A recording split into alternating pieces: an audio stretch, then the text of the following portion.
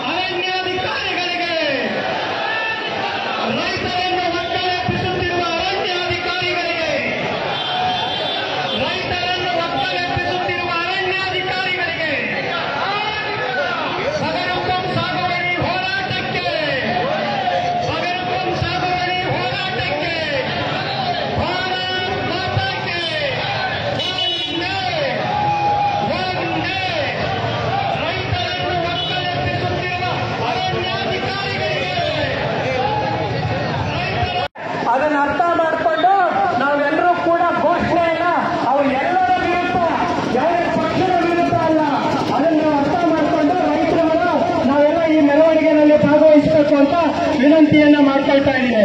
ಭಾರತ್ ಮಾತಾಕ್ಕೆ ಧಿಕ್ಕಾರ, ಮುಗಿಲು ಮುಟ್ಟಬೇಕು. ಅರಣ್ಯ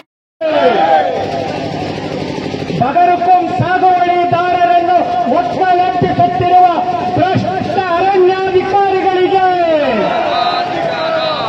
ಒಂಚೂರು ಸ್ವಲ್ಪ ನಿಧಾನಕ್ಕೆ ಹೋಗ್ಬೇಕಣ್ಣ. ಅಲ್ಲಿ ಹಿಂದಡೆ ಇರೋರು ಸರ್, ಧನಂಜಯ್ ಸರ್, ಸ್ವಲ್ಪ ನಿಧಾನ. ಭಾರತ್ ಮಾತಾಕ್ಕೆ, ಭಾರತ್ ಮಾತಾಕ್ಕೆ. ರೈತರನ್ನು ಒಕ್ಕಲೆಬ್ಬಿಸುತ್ತಿರುವ ಭ್ರಷ್ಟ ಅರಣ್ಯಾಧಿಕಾರಿಗಳಿಗೆ,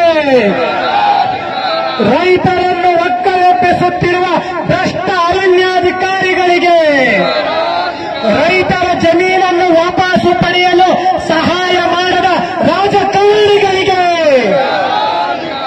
ರಾಜಕಾರಣಿಗಳಿಗೆ ನಮ್ಮ ಭೂಮಿ ನಮ್ಮ ಭೂಮಿ ಬಗರುಕುಂ ಸಾಗುವಳಿದಾರ ರೈತ ಹೋರಾಟಕ್ಕೆ,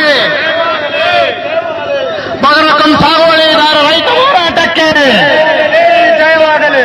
ಭ್ರಷ್ಟ ಅರಣ್ಯಾಧಿಕಾರಿಗಳಿಗೆ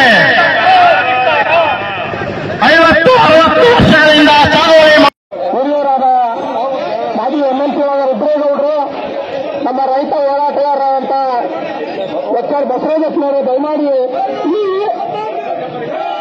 ಬಸವರಾಜಪ್ಪನವರು ಮತ್ತೆ ರುದ್ರೇಗೌಡರು ದಯಮಾಡಿ ಬರಬೇಕು ಅಂತಂದು ವಿನಂತಿಯನ್ನು ಮಾಡ್ಕೊಳ್ತಾ ಇದ್ದೇವೆ.